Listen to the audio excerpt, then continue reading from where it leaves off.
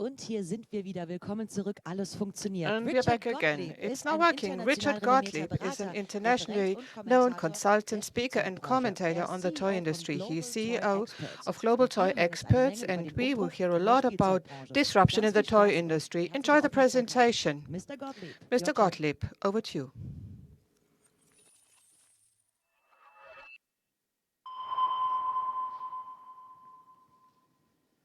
I am Richard Gottlieb. My company is Global Toy Experts. We are consultants. If you want to reach us, you can do so through any of these links I've provided here. Let's go to the next slide, please. In getting ready for this presentation, we wanted to know what people were worried about, what was on their mind. So we did a survey. Next slide, please. And on this survey, we gave people 15 choices and asked them to pick 5 to let us know what was most on their mind. And as you can see, they could choose from inflation, China, international relations, the economy, consumer behavior, advertising, movies, the supply chain, freight rates, coronavirus, pricing, global warming, green or competition. So next slide, please. These are the top 5 concerns that people had. As you can see, anything to do with freight, the supply chain, and the cost of freight. In other words, with the supply chain, concerns just about how it worked or wasn't working. And with freight rates, about, of course, the high cost of shipping goods, particularly by ocean freight. And you can see that 3/4 of everyone cited that as their biggest concern. Inflation, almost as bad, close to 70%. Interestingly, coronavirus, though in the top 5, I think maybe last year would have been number 1. Now it's fallen to number 4. And then pricing. And let's go to the next slide. So the next 4 were China. People have concerns about production and Hong Kong and getting product out of China. The economy, consumer behavior, international relations. And then please go to the last slide. And this was interesting to me. These were the things that people told us they were really least worried about. And global warming, other competition, they weren't worried about competition. They weren't worried about advertising. They weren't worried about green, the environment. And no one was worried about the movies. Now, I see 2 things here that kind of intrigue me. First of all, we as an industry, we're not real worried about the environment and carbon footprints and the things that have to do with global warming. But children and their parents are. And we saw that in the UK as an example, where some little girls were able to get a hamburger chain to stop selling plastic toys in their Happy Meals because of the concerns about plastic getting into the oceans. So though we're not concerned at this point about global warming, our consumers are. And so I think there is a gap here between what we think and what they think. And then, of course, I was very surprised about the movies. We are, as a toy industry, we are very dependent on the movies for a lot of our intellectual property. And with the theaters closed, we haven't had the blockbuster movies like Frozen or any of the Marvel movies to really make a splash. So the movies are a real concern. But overwhelmingly, it does appear that right now people are concerned with getting their products to market and what they're paying for them. Could you go to the next slide, please? Okay, let's talk about the supply chain and freight rates. It's pretty remarkable year or 2 years now for challenges in getting freight by ocean to Europe, the United States, and South America, and Africa, and other parts of the world. And the concern here, of course, is that we have taken for granted for the last maybe 4 or 5 decades that freight just easily flows around the world and to destination and at reasonable rates. And that has gone out the window, so to speak. And the question becomes, what is the future? Can you please change the slide? So here's a quote from Bloomberg News. This was just a couple of weeks ago. Ocean shipping rates are expected to stay elevated well into 2022, stoking concern that high freight costs are becoming longer-term features of the global economy.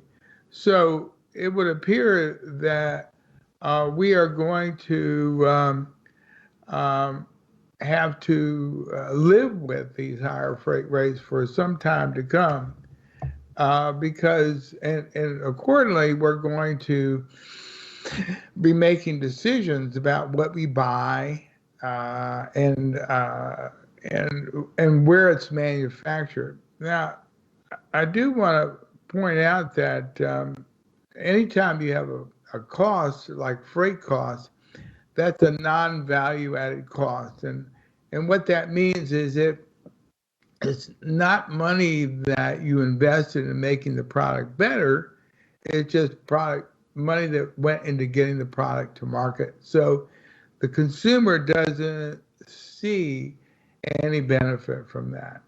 And as a result, they experience either higher prices and lower perceived value, or we have what some people call shrinkflation, meaning that we're shrinking down the products in order not to take a price increase.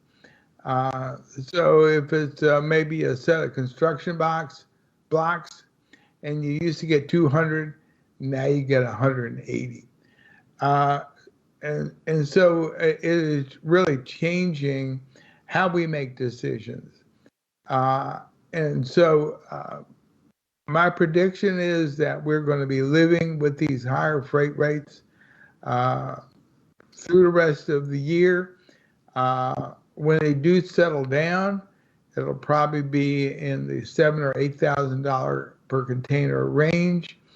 And that will stay like that probably for another couple of years until all the construction that's being done on new ships and in containers, there's a lot of construction going on.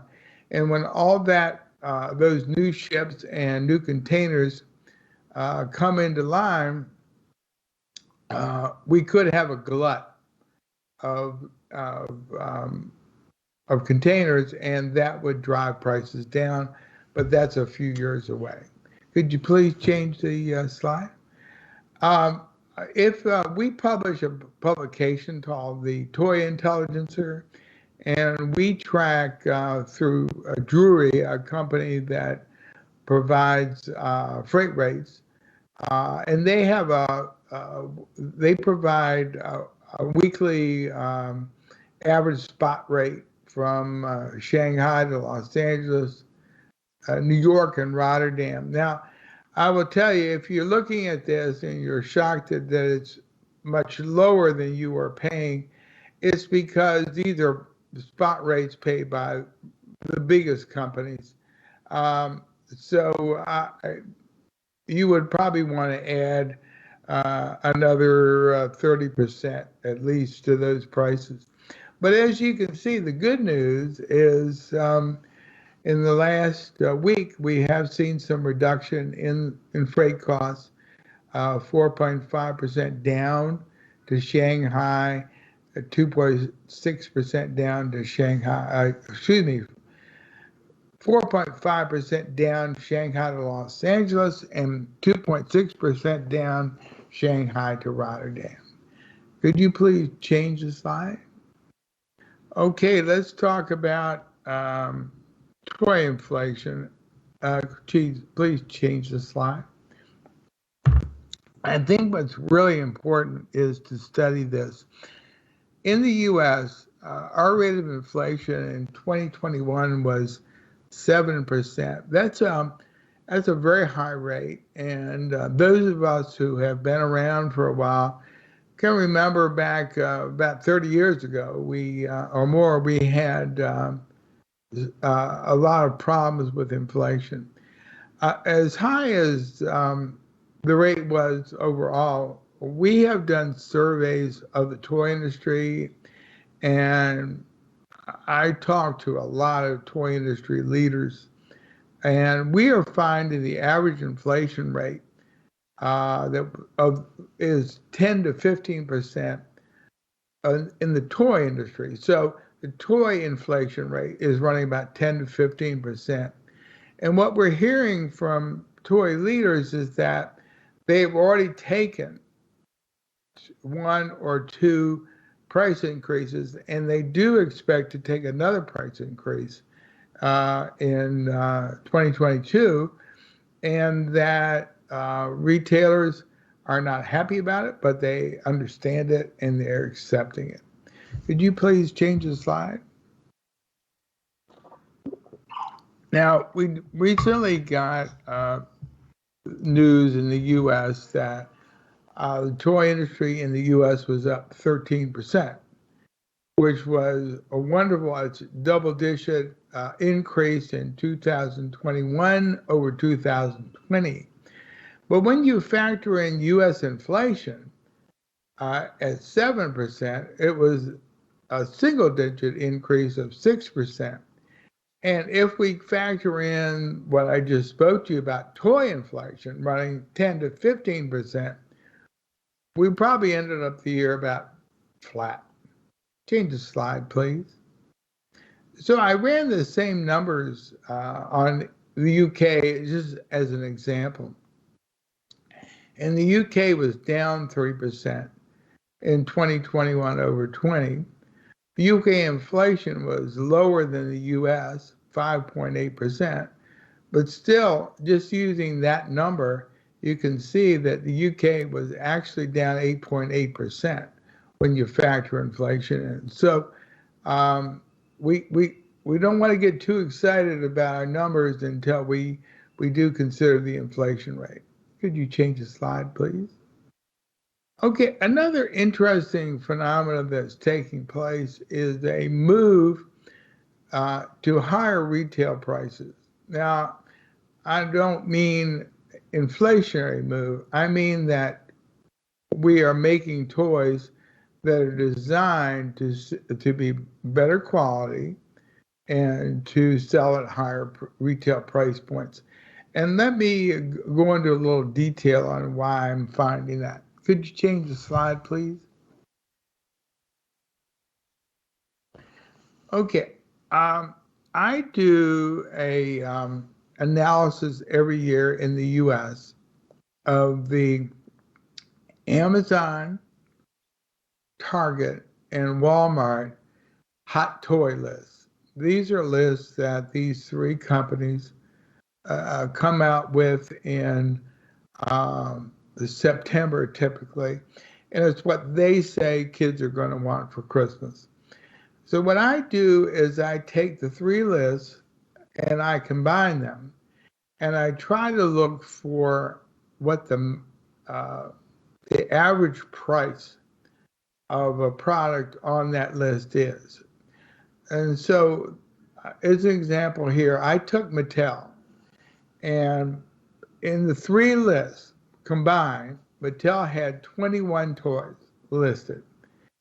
And when I averaged the price of those toys, in other words, when I took those 21 toys and I added up their retail and then divided by 21, I found that Mattel's items that made the hot toy list were 27% higher average retail in 2021 than they were in 2020.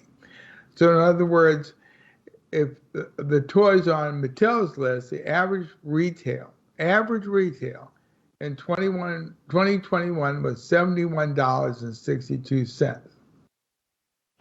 We also see that MGA was up 6%, Spin Master was up 51%, Moose Toys was up 37%, and Hasbro was up 6%.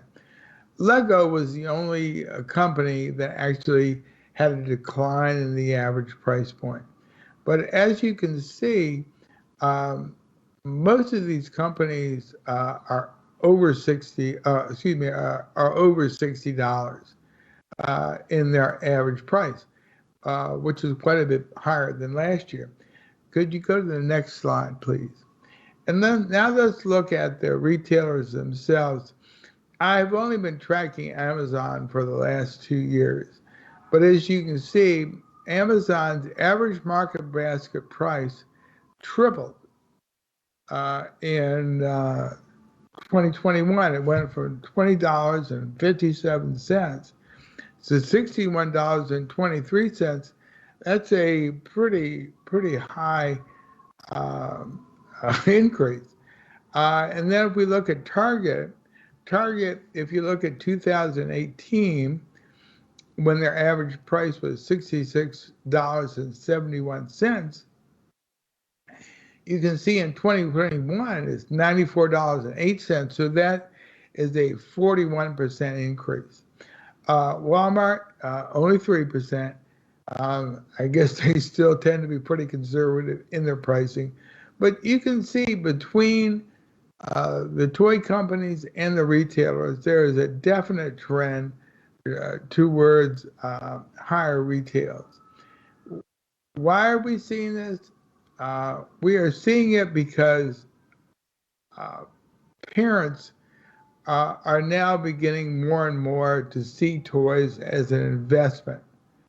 And they are willing to pay more because toys are becoming more seen than ever as ways to educate their children, to give them social and emotional intelligence as well as academic intelligence.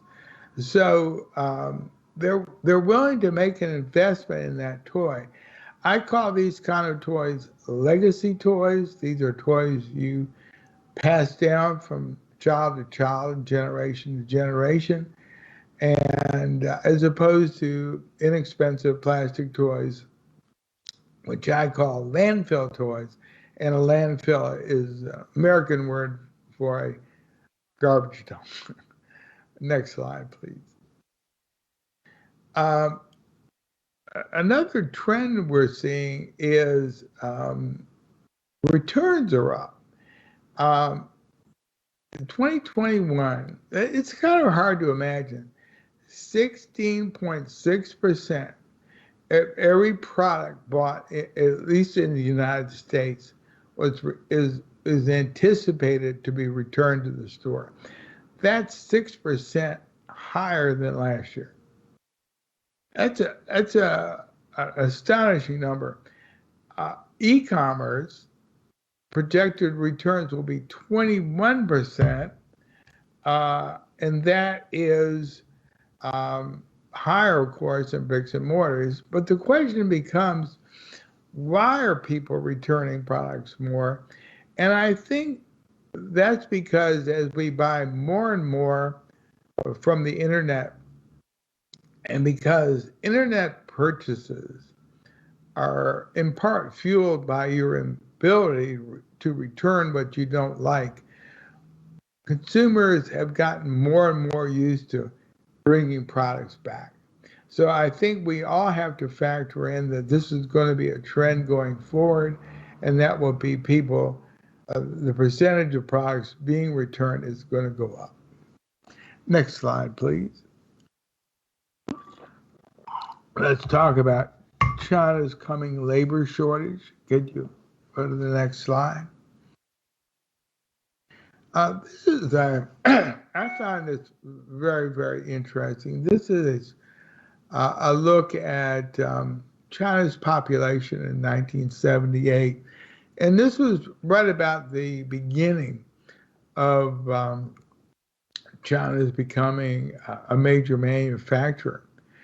And I know it's hard to see here, but if you look at the chart, you can see that the population has a lot of people between the ages of 15 and 30. And these are the people who work in the factories. And this was what fueled, these young people fueled China's rise as a toy and consumer products manufacturing powerhouse. And if you go to the next slide, I want you to look at what it looks like today. This is in 2022, and that population of people between 15 and 30 years old has shrunk quite a bit. And if you go to the next slide, and in 2032, you see it's going to shrink even more. Now, why this is, I don't call it a crisis. The slide calls it a crisis. But I do think it's a concern for us in the toy industry, because this means that there's going to be less labor to make toys. And if there is less labor, it means wages are going to go up and the cost of production is going to go up as well. And so I think as we move ahead into the next few years, we're going to have to keep our eyes on China, this youth population, and keep an eye on what we're going to anticipate paying to produce toys in that country. Next slide, please. Yeah, I don't know if you've noticed this, but the toy buying calendar is moved up. We heard this year of really retailers telling toy companies that they wanted to have their orders placed before the end of 2021. And that's pretty unprecedented. A lot of that was because they wanted to get their orders in early so that they would be able to have a better chance of getting their products on time. We know how challenging that was this year. Will this be a continuing way of doing business? I think it's early to tell about that, but we do know that people have been going and buying, seeing products beginning in October, decision making beginning in early January, orders being placed historically in April. But now that has been moved back again from April to a lot of people before the end of the year.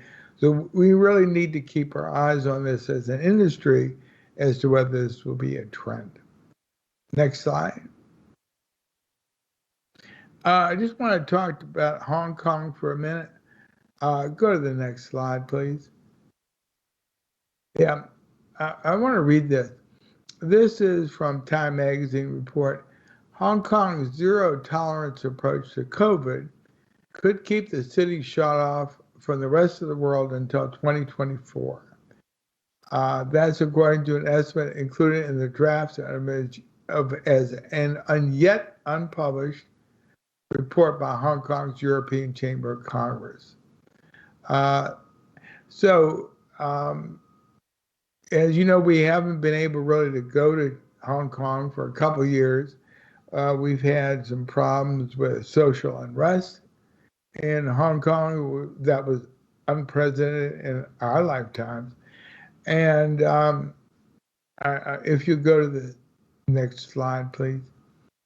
And the result has been that people are leaving Hong Kong. Hong Kong's population fell last year by the most since 1961. That's before the Chinese takeover of Hong Kong. So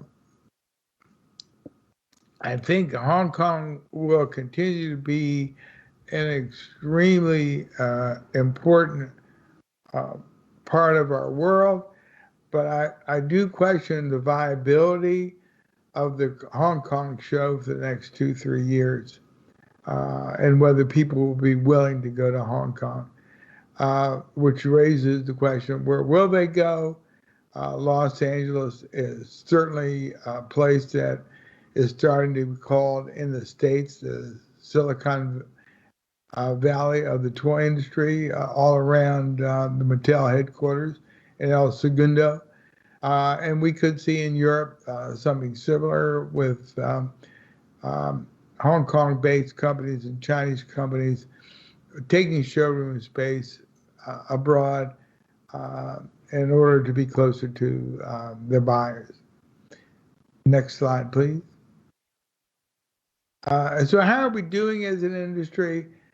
We at the Toy Intelligencer do something we call the composite toy stock index. You can't see it too well on the screen, a little fuzzy, but we track all the major publicly held toy companies in the U.S., Mattel and Hasbro, Spin Master, JAKKS, Funko, Build-A-Bear, and we also include in there companies that are linked to the toy industry. So we have Walmart, we have Maersk Shipping Lines, we have Intertek Testing.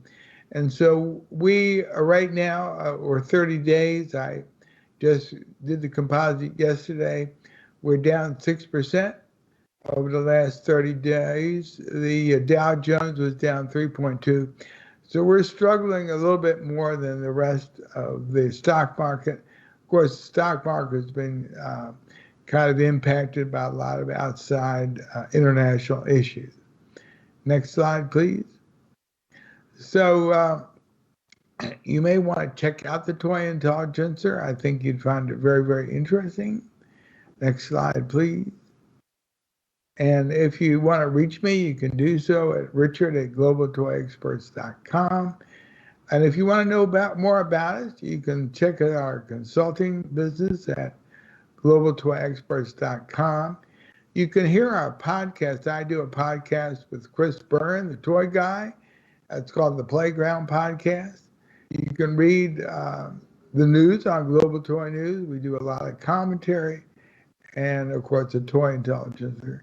I want to thank you very much today, and I want to wish you the best for the coming year, and I sure would love to see you all sometime soon. Thank you.